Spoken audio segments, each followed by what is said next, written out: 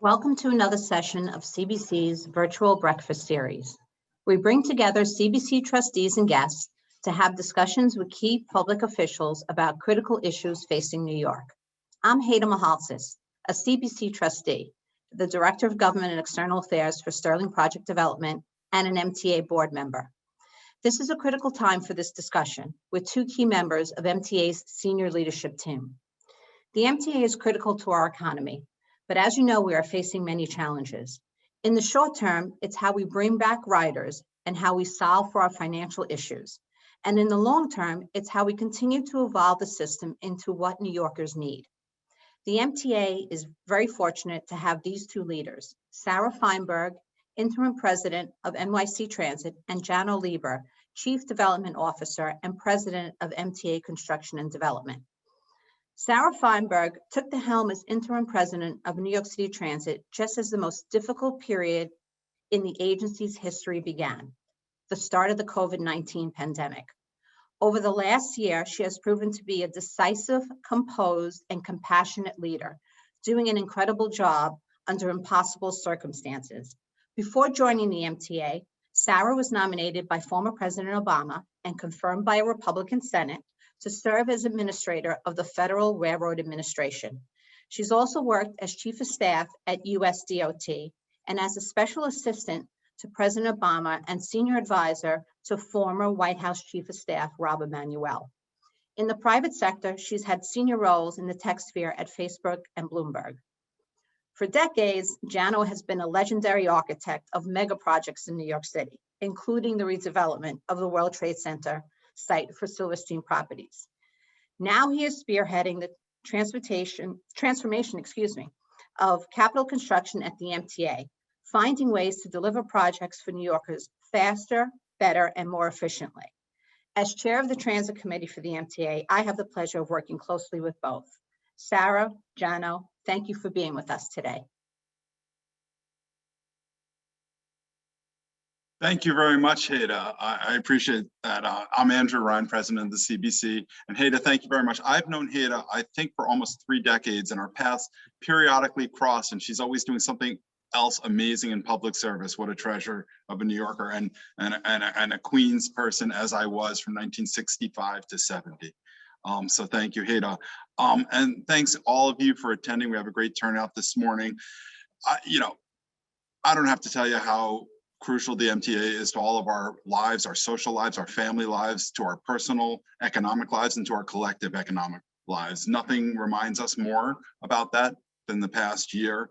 So it's really an important time to remember that. But not only should we appreciate the MTA, but I do want to take a second to thank both of our guests today, but also the thousands of MTA workers. When I started going back to work in the office on the subway in July, there weren't that many people on, but there were people who had to work every day. They didn't have the options, as I did, as many of you might have, to telecommute. And the MTA workers didn't have those options. They were serving New Yorkers and keeping us alive every day. And CBC talks a lot about how labor and management have to come together to improve efficiency. And that's true, and that's important. But that should never be thought of as any indication of the lack of appreciation and the respect that we all should have and that CBC has, but for the workers who keep us running every day, and the MTA is core to that. It's the lifeblood of our economy. And so I can't thank the workers enough for doing that. And I can't thank Sarah and Janno enough for their service and taking their time out of their day-to-day. Janno's been a friend for many of us for many years. Sarah's a newish friend. I met her first at our annual dinner on the 26th last February, after she'd been named but not started. And then I was just mentioning to her, we were in the green room at New York 1 on March 10th without masks. They were doing my makeup, getting my shiny head to look okay. And Sarah and I were talking and chatting then. And it was amazing to think back. That was March 10th. I looked that up because, boy, what a different time. Thank you, Sarah, and thanks for being a friend to all of us. We will have a conversation for around 25 minutes today, the 3 of us, and then we'll open it up to questions from all of you. We're going to please use the QA function, and I will moderate and read through the questions. I have some submitted ahead of time, so thank you. There's lots of interest in a lot of topics.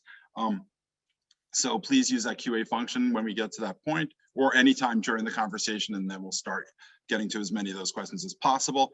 We're going to divide our conversation first to kind of where are we now in the last year to level set. Then let's look at the next 3 or 4 years on the recovery. We have great fiscal challenge and economic challenges and how our guests plan to manage that. And then what is that long-term trajectory, as Hayda mentioned? How should the system be different and what are we looking forward to? So welcome the two of you. Thank you very much. We usually end like certain things with lightning rounds. I'd like to ask a short question if we can in the beginning, if that's okay with you. And that would be, could you share with us, just opening up, 1 or 2 things you learned over the last year that might help us manage the system going forward, if you have any of that. Why don't I turn to Janno first, since I've known you longer and I can put you on the spot easier. So Janno, thank you very much and welcome. So what'd you learn? I think there are 2 points that I would make. One is, and it goes to the heart of what the CBC's mission is, and I just want to start by saying, when New York is, having challenges, one of the great things about New York is the constellation of civic organizations and engaged people who don't actually work in government that help us solve problems, get back on our feet. We've seen it again and again. CBC still represents the gold standard of that kind of civic organization, and we're lucky to have you participating in the conversation. A shout out to, Carol Kellerman, your predecessor, and the great leadership that CBC has had, and we all want to be back at the Pierre next year, if God willing, it's possible. I think what we found out is that the MTA had a double hit because of the way it's financed. We are more dependent on fare box revenue. Our business model is more dependent on fare box revenue than every other transit system in the United States, save one. And that used to be considered a sign of good management and responsible. We're using user fees to self-finance and so on. That became, one of the reasons that we entered into crisis economically almost immediately. And then the other reality is that our other subsidies are dependent on economic activity. So those 2 things meant that the MTA almost immediately was in financial crisis. You all know about it. We were losing $200 million a week. We were bailed out by hometown hero Chuck Schumer and the New York delegation and congressional leadership with $14 billion over 3 different bills. But it reminds us that federal support is a necessary lifeline, but we have to make sure that as we come back, we have an economic model that is capable of withstanding, some of the new realities. The second thing that I learned is how lucky we are to have our kind of passionate, civically minded union construction workforce.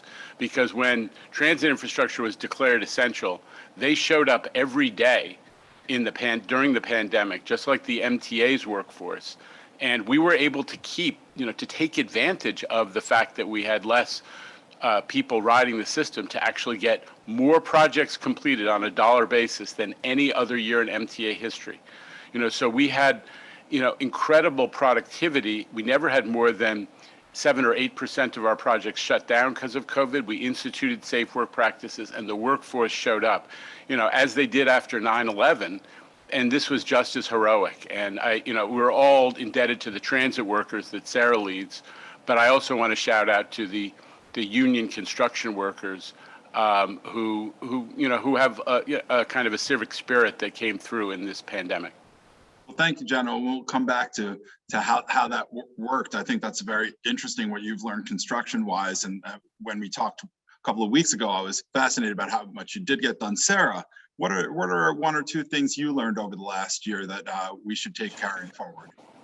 Thank you. Well, first of all, thank you for having me, and it's great to see you again. And hard to believe that the last time I saw you in person, we were in that green room not wearing masks and contemplating what was to come. So a couple of things I think I've learned over the last year. First, thank you for your comments about the MTA workforce. One of the things I've learned is that there's no better workforce in the country than this workforce. Certainly essential workers and showing up day in and day out, but really taking sort of their sense of public service seriously and realizing that they were really in so many moments over the last year, the ones that literally carried the city on their backs to get to the other side of this thing. Not that we're there yet, but that we're getting close. And so the resilience and the dependability and the just performance of this workforce has been unbelievable. Resilient too. I mean, I think this system has been unbelievably resilient. We've asked so much of the workforce. We've asked so much of everyone who works here. We've asked so much of this system, and it's just pounded through this pandemic day after day. And it's been an honor to be a part of it. I guess the other thing I've learned is, this is a 55,000 person workforce. This is a massive, MTA is a massive agency, largest system in North America, lots of moving parts, and a huge bureaucracy. And I don't say that necessarily in a negative way. It's just a huge entity, and I would never have dreamt that this bureaucracy or this agency could move quickly on anything. My experience on the board was that it's a wonderful agency that does important work every day, but we're not quick about it. We don't turn on a dime. But one thing we learned in this pandemic is actually this agency can turn on a dime. It can turn very quickly when it has to. And when everybody can come together, we can do things like shut the system down overnight, every night, which we've never done in 100 years, but we did, pretty darn well the first night and beautifully the second night. And by the third night, we were perfect.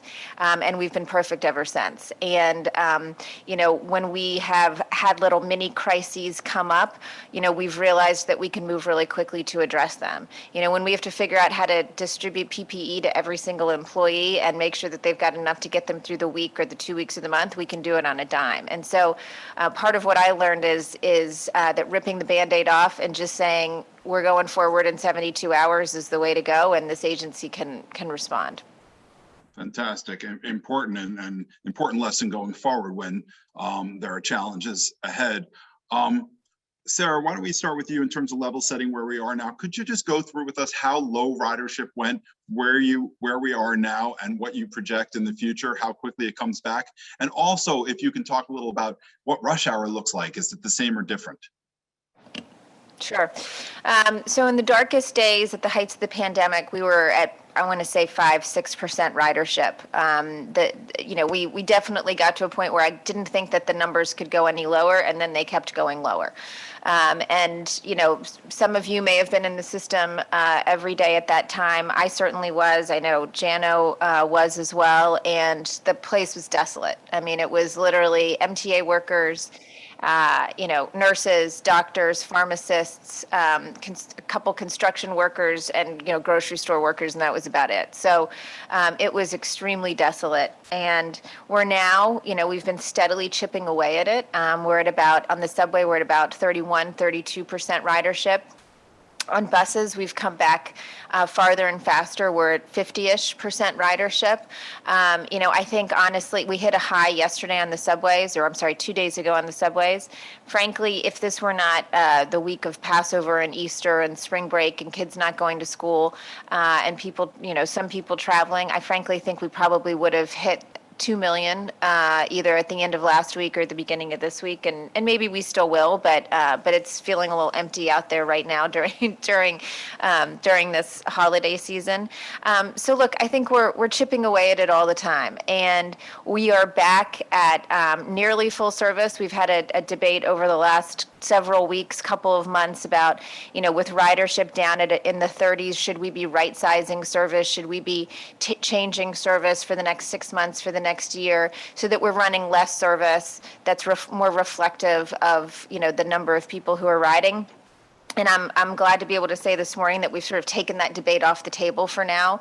We've decided that we're going to continue to run full service. And in fact, we're going to, the two lines that have been a little off of full service, the C and the F, we're now going to bring back to full service. I think that's the right thing to do to make sure that all of our C and F riders are getting as much service as they possibly can and as much social distance as possible. It'll take us several weeks to bring the C and the F back. The F will come back first and then the C afterwards. But that sets us back at 100% full service. And I think that's the right place to be as we do our part to bring the city back, to bring the economy back.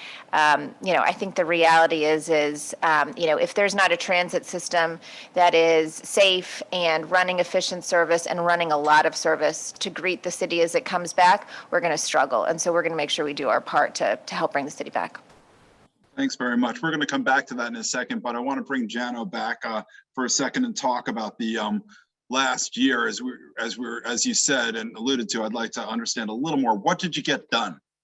This was when we all sat in March, businesses, nonprofits, public sector is like, what are we going to do this year? What's it going to look like? And it sounds amazingly like you got a lot done despite. So please tell us.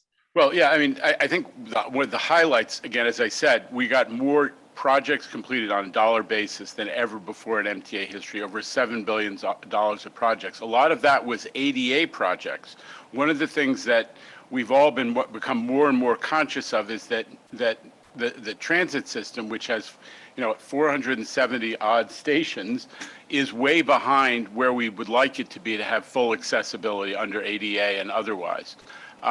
So we knocked out 11 stations last year. And that was a high, that was as many as I think were done in the 6 or 7 prior years altogether.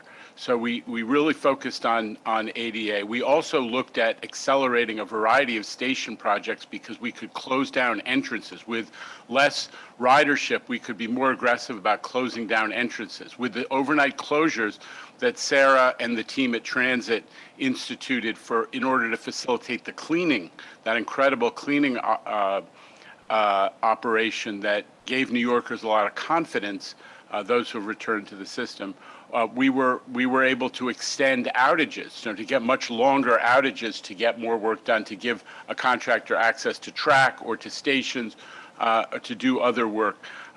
So it was a mix of work, but a lot of it was, as I said, ADA.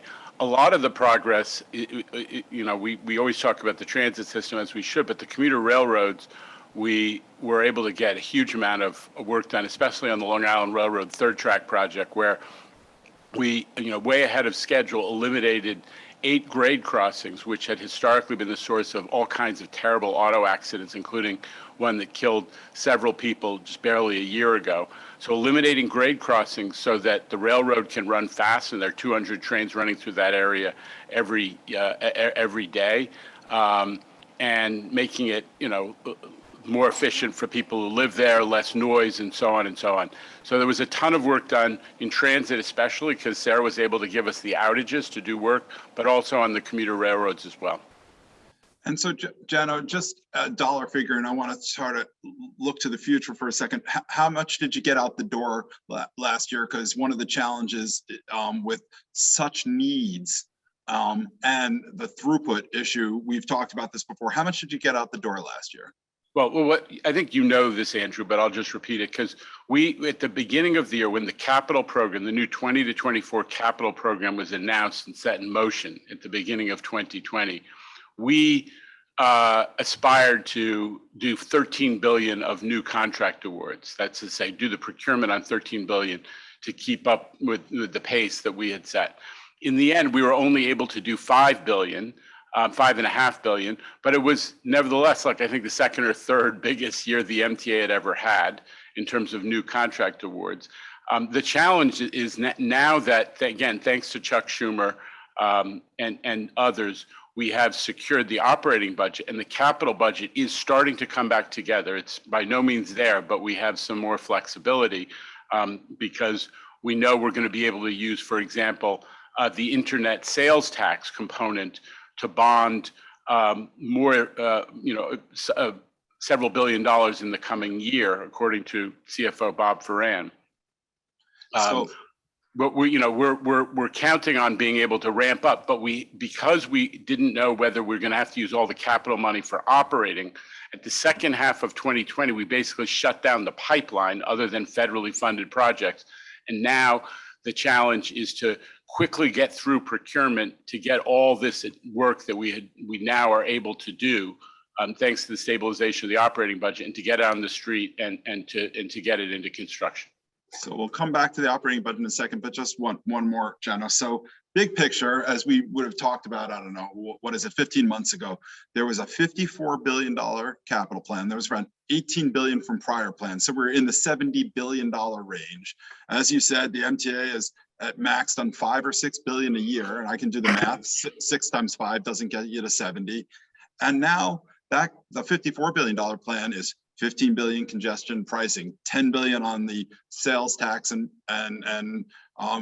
mansion tax enhancement, 7 billion federal formula, 3 billion each from the state and the city, and 9.8 from the operating budget, whether it be pay as you go or bonded. How much do you think you really have of that 54 billion available in the next 4 years? Well, I think how do you prioritize? Okay. Well, first of all, we have the federal money. We have the bridges and tunnels funding from tolls.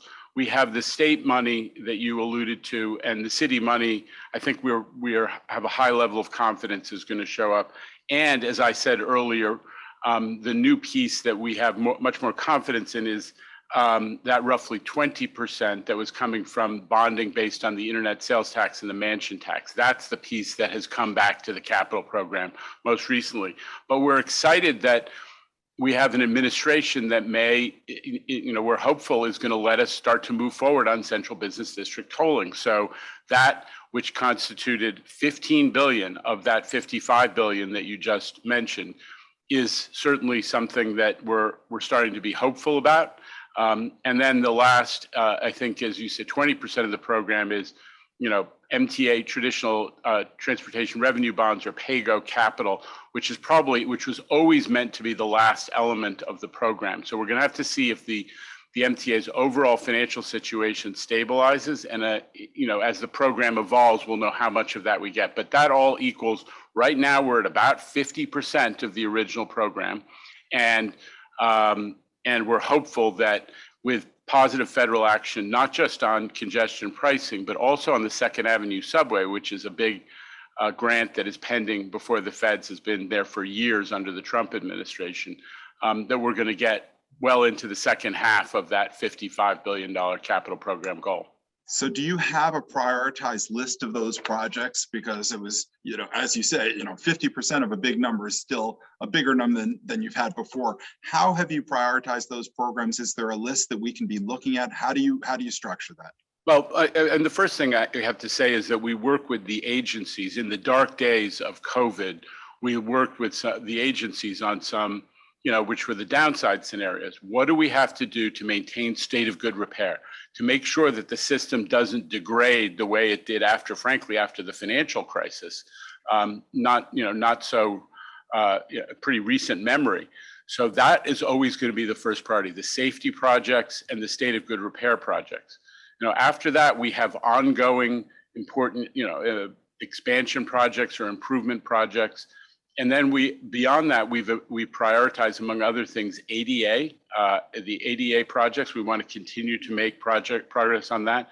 Resignaling, which Sarah has been a leader in thinking through and helping us to implement. We want to make sure that we're continuing to resignal. The signals on many of these lines are 80 plus years old. We cannot continue to maintain those and maintain the system. So those are among the priorities. We also, one expansion project we want to make sure we get going is Penn Access. There's that running Metro North trains on the Amtrak Hellgate line through the Bronx will allow us to have 4 new stations in the East Bronx, which is a transit desert.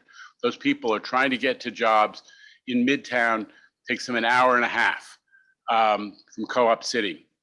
They can't get to jobs in the suburbs like other people who are in the Bronx on the Metro North system. So we want to make sure that project, which was halfway through procurement when we stopped for COVID, is able to be resumed. That's a priority. No, I mean, it's quite a challenge because there are so many great needs, and obviously state of good repair, it's always been a priority for all of us, not only because it reduces, it increases the reliability of service, but it also reduces ongoing maintenance costs and a very high priority, a lot of issues there. Sarah, let's turn back to you. So the operating budget, amazingly, I mean, and Janno's mentioned Senator Schumer and our delegation's amazing work in Washington. There was a $3.9 billion pot, then a $4 billion pot, then borrowing from the federal municipal liquidity facility, $2.9 billion, and then $6.5 billion more coming. And that has really stabilized the operating budget, obviously, as Janno said, allowing the capital program to move forward, but certainly giving you the runway to manage the system but then, drops off a bit of a cliff. And I think it's 2024 where the structural gap of 2.5 billion is then revealed. Without that, what are the opportunities for efficiency? How do you deal with running the system, given that you have that runway for a few years? And maybe that's the wrong analogy in some ways, but you have that runway for a few years. How can you increase efficiency in the system? And especially, as you said, you want to resume 100% service. Does that contradict that efficiency need at all? Well, look, first of all, that's a runway that I couldn't have even imagined having 6 months ago, 9 months ago, even 3 months ago. I mean, and frankly, having worked in the federal government, it still to this moment blows my mind that we've been able to get the assistance that we've gotten from our congressional delegation. And has there ever been a lesson that having, an activist governor who cares about this stuff and having, Chuck Schumer be the majority leader matters? I mean, it's just like New York I can't even express what good shape we are in given our congressional delegation. So that's runway I didn't even think I would have. But to your point, look, there are huge efficiencies that I think that we can continue to find at transit. Just during the pandemic, I talked about the finding that the agency actually can turn on a dime when it needs to, and all credit to the workforce for being able to do that. But additionally, we have started to find a lot of efficiencies in each sort of section of transit, whether it's maintenance of way or RTO or track or whatever the department is. And this is certainly absolutely no criticism of my predecessors, because I think every president that comes into transit, is faced with sort of their own challenges. But some of the challenges I've been faced with is we need to find some efficiencies, and we need to make sure that we're doing everything we can to keep this system going on fewer resources than we've ever had before. And frankly, we found those efficiencies. We found ways to become more, more effective, more efficient, and to build new processes into the way that we're doing things that I think make us a better organization. So, we're a long way from perfect now. We've got a long way to go, but I feel like we're making progress every day and becoming a more efficient organization. And to be honest, we weren't particularly efficient for a long time. And that's not surprising, I think, to anyone who knows the MTA well and who has seen the way that we operate. We're getting better all the time. And I'm certainly proud of the progress that we've made. But, when I say I want us to run full service, that doesn't mean that I don't think that we should be, making adjustments to make sure that Janno can get everything done that he needs to get done. And look, my preference is, to do single line outages for longer periods of time to make sure that Janno has the time and the space that he needs to get big projects done. And I think one of the things we found during the pandemic is that if you talk to New Yorkers like adults, if you explain the need to close down the system for certain periods of time because you're doing construction, you're doing really important maintenance that's going to save them time and that's going to make their commute more efficient in the long run, people are adults and they can handle that news and they can work around it. You give them as much notice as possible and you say, please, we're going to run shuttles and this is how we're going to help you get where you need to go over this period of 3 months or 4 months or whatever. Janno gets the space and time that he needs to be really efficient on his projects, and the whole thing moves a lot better. So I absolutely am going to run full service, and I'm going to make sure that everyone feels like they've got all the service they need to return to their commute, return to their workplace, but we're also going to be smart about the ways we get our capital work done. Thank you. Have you found that there are any opportunities working with labor on the contractual work rules or other issues that actually need contractual changes that can increase efficiency even more? When we benchmarked, we looked at subway productivity overall and bus productivity, which were lower than the median of other large systems. And some of that might be structures of our, not just compensation, but actually the structures of our work rules and deployment. Is there anything that should be done on that side? Well, look, I'm not going to negotiate with our labor partners in an open forum, of course, but I guess I will just say that not everything lives in the contract, and I feel like, by meeting our labor partners halfway. We're finding efficiencies that, aren't necessarily living in the contract, but that are making the entire place not only more efficient for our customers, but, make things a little easier on the workforce as well. So there's a way to have the two groups come together, and it doesn't necessarily have to be negotiated within a contract. Thanks. And one other efficiency idea that other systems have done more of than we have in a limited one-person train operation. Have we considered whether there are more opportunities in New York for this? I think it's always in the background because as technology makes these giant leaps forward, we know that's on the horizon one day. It's certainly not something that I'm thinking about right now because it just feels like it's pretty far down the road. And so, look, I think anyone in transit, anyone in rail and freight rail has watched, particularly in freight rail, has watched PTC come online and passenger rail watched PTC come online and knows that there are, for those systems that want to go to one person or even no person operation at some point, there are opportunities there. That's not something we're looking at. It's not something I'm looking at. I can't, excuse me, I can't really see a future for that at this moment in time, but certainly it's something that we should continue to, keep our eye on. Certainly. And let's talk a little about safety quickly before we talk about the future. This is, first we'll talk about on the operating side and then Janno on the construction side. What have you done to keep staff and riders safe? We know that it's a critical issue for people to feel safe on the subway. There's both crime and health. And sir, how is the progress there going? Are those concerns real? What should be done in the future? So look, it's clear certainly to those of us at the MTA that people feeling confidence in the system, confidence in returning to the system is really important. And frankly, as we've done customer surveys over the last year, that's just been confirmed. I mean, these are numbers in the 60s and 70s, low 70s, high 70s of people saying my number one priority in the system is to make sure I feel safe from COVID. And my number two priority is to make sure that I feel safe from, any kind of other incident, whether it's crime or assault or harassment. And so, these are critical issues to our customers.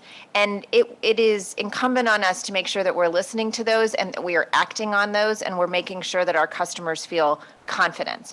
So on the cleaning front, it's not just making sure that the system is clean and safe and disinfected, but it's making sure that customers are seeing it. They have to have confidence as they're returning to their commute. So you don't just do the work, but you show your work, right? So everyone in the system is masked. It's the law. We're at 97, 98% mask compliance, which to this day blows my mind.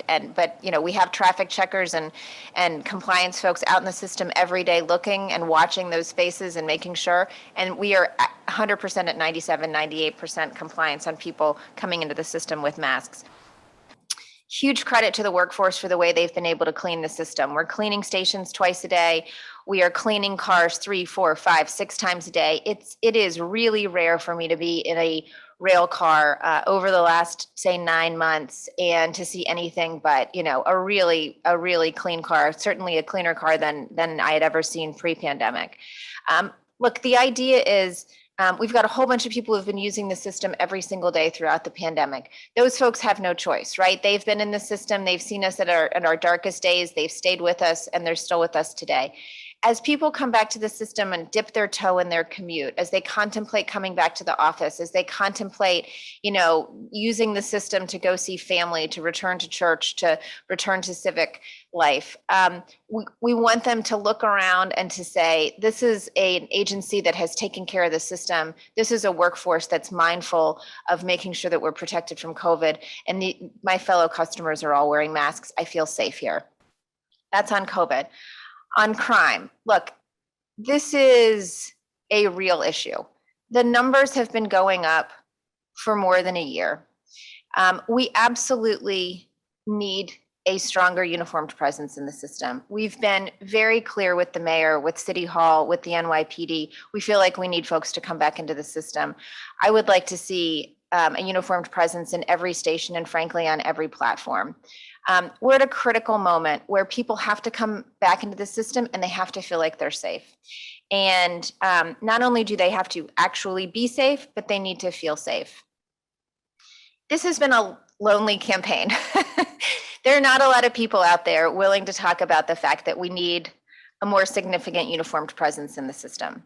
But for those of you who are contemplating coming back to the system yourself, bringing your workforce back, bringing your employees back, I think this is a really important issue. And this system doesn't work unless everyone who is entering it feels like they are safe, whether those are essential workers who are going to work, kids going to school, parents putting their kids on a bus or on a subway, our elderly population using the system because it's the most reliable way for them to get around. It just doesn't work otherwise. And so, it's a bit of a lonely campaign for now, but I think it's critically important. And, I've said for a long time, I feel like it's my job and my responsibility to make sure that people are safe from the moment they enter the system until the moment they leave the system. And that's going to continue to sort of be my mantra as long as I'm in this job. And so I think that the way that we keep people safer is to have more mental health resources in the system and a more of a uniformed presence in the system. And I think that's going to get us over the hump where we need to be. Thank you. Thank you. Critical issue. Janno, in terms of safety of the workers doing construction, there's obviously, different protocols, and we'll see how they evolve. Do you anticipate safety protocols increasing the cost of your capital plan? Not. In fact, it's one way to manage cost. If you have a great safety record, and that's just good construction practice, it's rule one of construction that people have to operate safely for themselves and for everybody around who's around these facilities, but mostly for the construction workers themselves. But the ultimate goal is not only safety of the workforce and making sure everybody goes home every day, but ultimately that'll reduce your insurance costs. And frankly, insurance is a huge issue in New York. We have a complicated regulatory system that has, for whatever set of reasons, has led New York's construction insurance to be among the very highest. And I was struggling with this when I was in the private sector, when we were looking, among other things, for terrorism insurance, but it's really acute in the construction environment in New York, and we need to be creative and bring people together to address that element of our costs. But going slightly more broadly, Andrew, I would say that we are making progress on construction costs and on project costs. It's no secret that I worked with a couple of key board members, including Scott Reckler, who's now the chairman of the RPA and a knowledgeable developer and builder himself, to come up with what we call a cost containment initiative, changing all of the MTA contracts to eliminate disincentives for contractors to participate. During COVID, one benefit of COVID is that, as Sarah said, we turned on a dime and immediately instituted fully electronic procurement, which the MTA had been rather slow in adapting to. It was crazy that contractors were having to walk in boxes of proposals instead of doing things that you could do on your Amazon screen and just push a single button. So we've had some success. The 8 ADA stations we awarded at the end of last year were fully 40% below the number that was in the capital program, which is a projection, but it was the cost for those stations was way below. We finished the Rutgers project, which is like the L train project, but it was the F train tunnel, the last of the Sandy tunnels that need to be completed. It was finished this week on time, on budget. And it was originally awarded below its projected costs. We did that in 8 months. And again, kudos to Sarah and the team at Transit for giving us those night and weekend outages that made it possible. So we're making progress on the construction cost side, as well as just getting more work done. And we will continue to focus on that, as well as the safety aspect of that equation. Thank you. And it's critically important, as we know. I just looked the other day at the East Side Access, from a twinkle in an eye to the final cost is a multiple factor, and that's exactly one of the problems. Not only do you have ambitious capital program and needs, if they inflate by delays or cost overruns, it will be even more challenging. We want to get to questions, reminding people they can use the QA function, but just quickly, one or two things about the future, because we know that ridership is, according to the McKinsey study, coming back 80 to 90%. We'll see what actually happens. We know that we have new technologies. We have telecommuting will happen. We have car sharing, autonomous vehicles, micro transit, bikes. These will all affect demand and usage patterns. Just quickly, one or two things that you are doing differently because the future will not be the same as current. Sarah, if we could turn to you quickly, and then Janno. Well, I know a lot of people are telecommuting. I'm not. And I think, the vast majority of, I think, I'll be honest, I think that the thought that people aren't going to come back to the office and that the future is working from home is actually not accurate. I think we're in a moment where people are working from home, but people want to come back. They want to come back. And I'm not saying they necessarily miss their commute, but I think many people do. But, folks want to come back to a civic center, to seeing their colleagues, to being out of the house, to, sending their kids to school and going off to the office themselves or going off to the workplace themselves and then coming back at night. So, I think that we're sort of overthinking, will people come back or not? I absolutely believe that they will. And that's one of the reasons why we have to be ready for them to come back. We can't fix a lot of this stuff once people start to contemplate coming back. We've got to fix it now, and we have to have a system that's safe and ready for people to come back. So, look, will things be different forever? I think so. Look, I think people who never telecommuted will consider telecommuting once or twice a week. So I think the patterns will change and the city will change. But generally, I think that the sort of panic about people not coming back to the city is a bit overblown. That's my 2 cents. Thank you. And Janno, is there anything that we should plan for differently as, transit modes are going to change? There are lots of different technologies, not just the telecommuting issues that Sarah mentioned, but, people are changing how they move around. Well, I think technology is becoming, has made inroads in our work in an important way, but I don't think it's exclusively the telecommuting aspect of working from home. We manage projects remotely all through the COVID pandemic using GoPro video technologies to inspect work or to participate in factory acceptance testing for systems where our folks couldn't travel, right?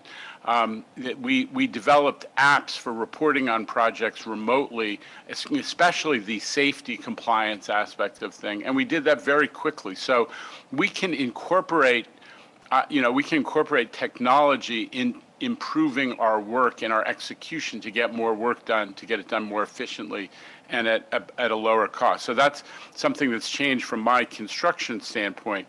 But I do think that there are a couple things that we ought to focus on. One is transit-oriented development becomes more important if we're trying to manage, how many different elements of a trip people need to take. It becomes more important to think about how to use, how to have a transit-friendly or climate-friendly pattern of development throughout the region. You want to make sure that people don't have to resort to cars, that they can use the mass transit system and take advantage and have fast travel because more housing is placed on transit lines or in proximity to transit lines. So those last mile, what they call the last mile piece of a trip, can be manageable in space.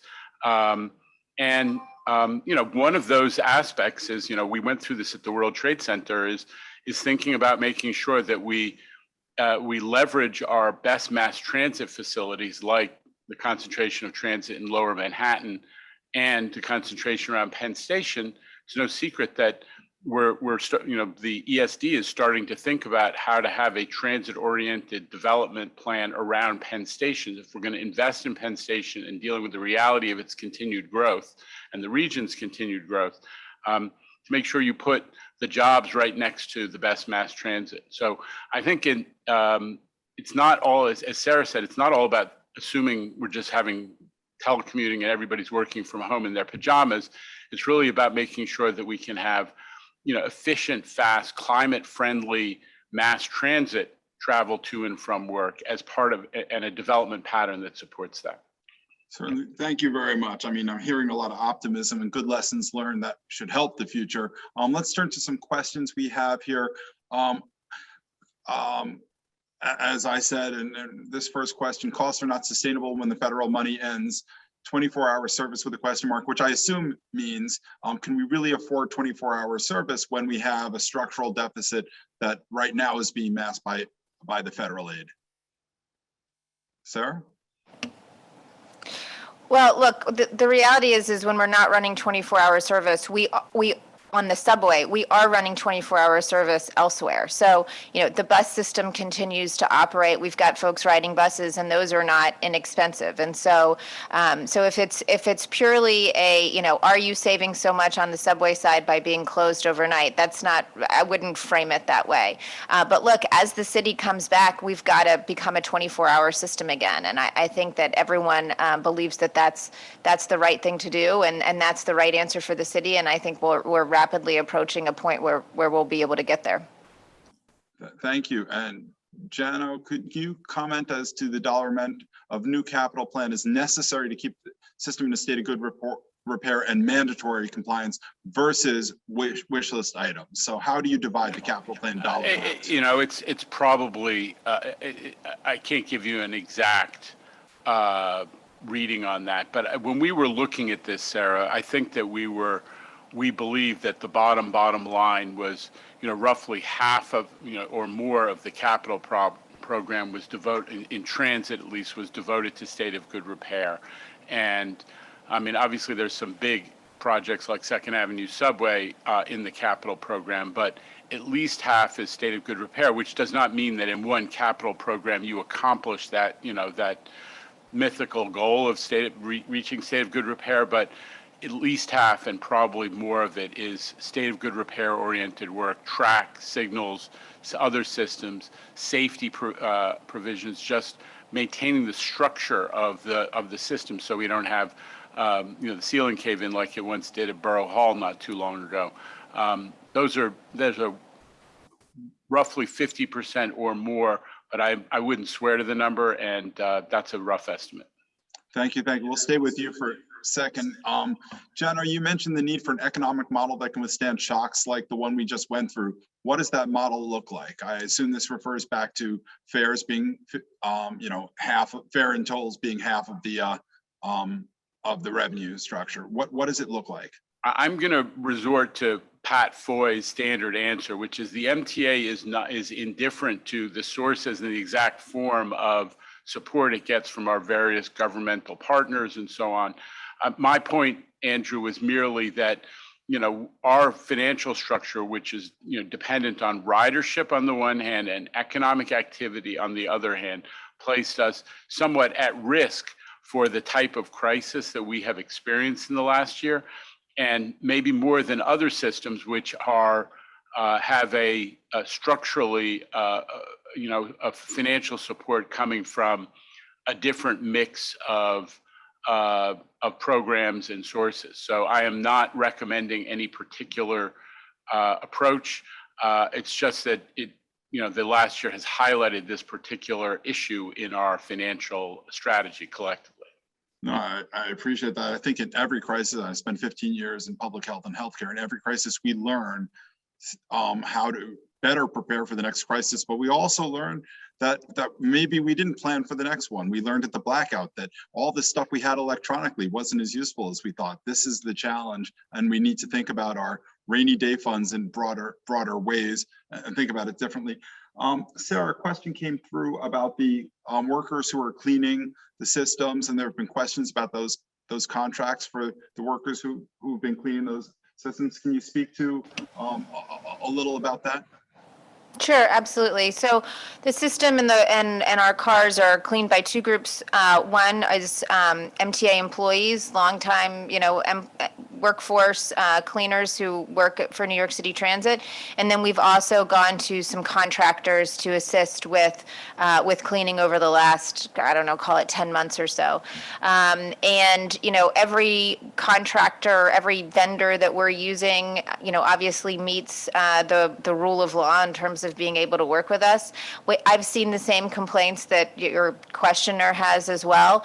We have folks who are constantly monitoring these contractors and these vendors to make sure that they're following all the rules and regulations that are in place, not just for anyone working in the city or the state, but working for a state agency like ours. And in every case we've seen, we've found that they're complying with the law. So look, I think it's absolutely fair for workers to be saying that they would, that they want changes from their own employer, and that's fair. But as far as we can tell, as we look at these vendors, they've been in compliance, and we'll continue to keep a close eye on it. Thanks, Sarah. Thank you very much, Sarah. Well, let's stay with you for a second. Is there a cost-effective way to improve Access-a-Ride? There was a pilot, which we found much more convenient, cost less on a unit cost basis, but the demand went through the roof, reasonably so. And so now it's kind of been extended, but on a limited basis, capped. Is there a cost-effective way to improve Access-a-Ride? I think there is. I mean, look, I think, the reality is the blue and whites, the blue and white vans that you see all over the city are a really expensive way to provide service. And sometimes they're the absolute necessary way, and they're the right way because of the needs of the person who is taking the trip. But sometimes, the blue and white specifically are not needed. And we also find that, folks who are in this program don't necessarily want the blue and the whites. They want, a cab or, just a regular vehicle. And so I think that we can do a lot to improve cost effectiveness in AAR. We also, we're long overdue on some tech solutions there. For years, we've been trying to build a tech solution for our paratransit department that, is way too far behind at this point, and I'm not sure is actually the modern solution that we need. So I think there's lots of changes we can make there, and it's just we need.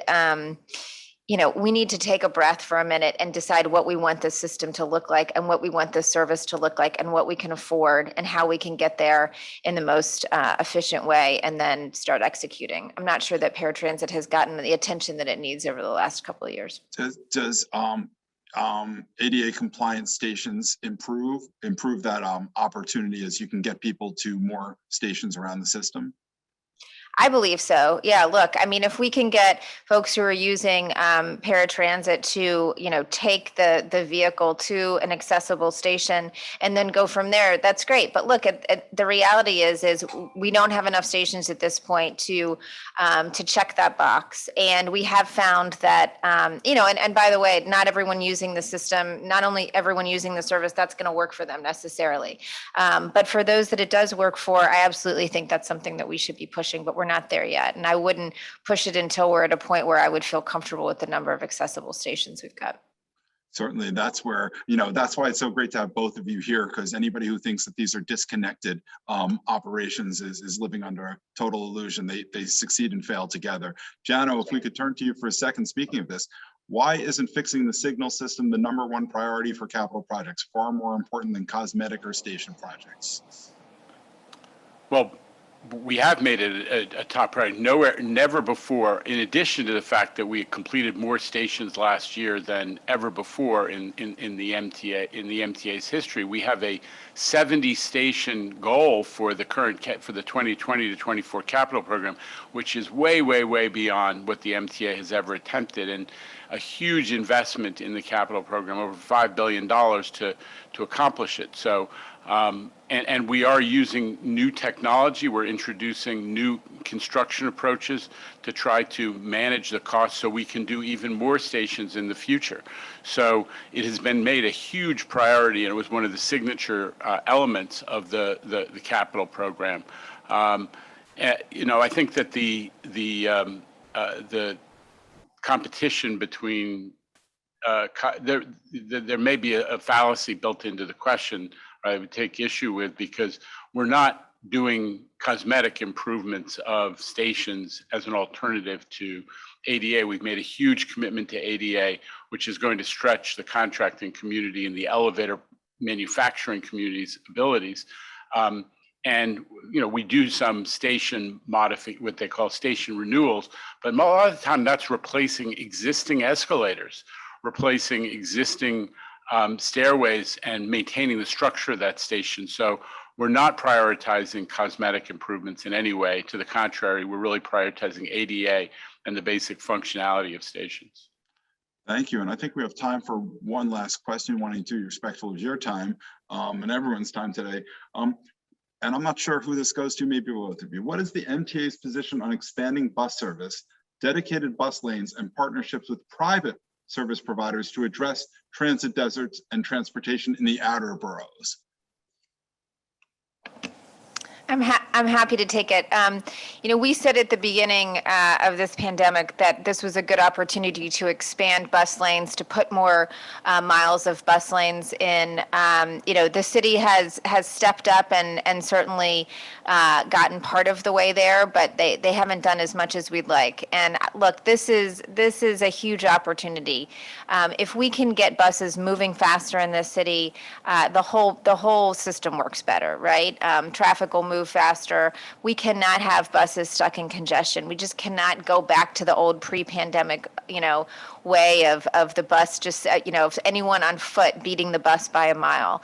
And so, if we can get the city to be more aggressive on installing bus lanes, and if we ourselves can continue to be really aggressive on installing bus lane cameras so that we are aggressively, no offense to those of you who are getting these tickets, but frankly, you deserve them. If we can be more aggressive about making sure that we're ticketing the folks who are sitting in bus lanes and causing, all of those folks on the bus to be late to where they're going, we'll find ourselves in a much better place in terms of keeping the city moving and keeping the folks who are depending on the bus getting where they're going. And the position on using private companies to provide some of that bus service? Not something that I've been looking at now, but certainly it may be a discussion, but certainly not something I'm looking at this moment. Well, I will say the list of questions keeps coming in, and that's because the issue is so important, and what you both of you are doing and what your colleagues are doing for New York City and the region. I should also say, and thank you very much, Janno, for talking about transit-oriented development, which is not just about transit, but about housing, about affordability, everything. So thank you both for what you are doing for New York City, for the region. And I appreciate your time this morning. If you have any last comments to leave us with that we should be thinking with, we welcome them, and then we can send everyone on their way. Janno, any last thoughts? I just want to say that I think we're all excited to have normal life return, and we hope that the spirit of that everyone's enthusiasm about the performance of the MTA and Sarah's workforce and the railroad workforces continues on to the sense of purpose that we have to make sure the transit system is super high functioning, because it's essential to the region's business model and to our economic revival.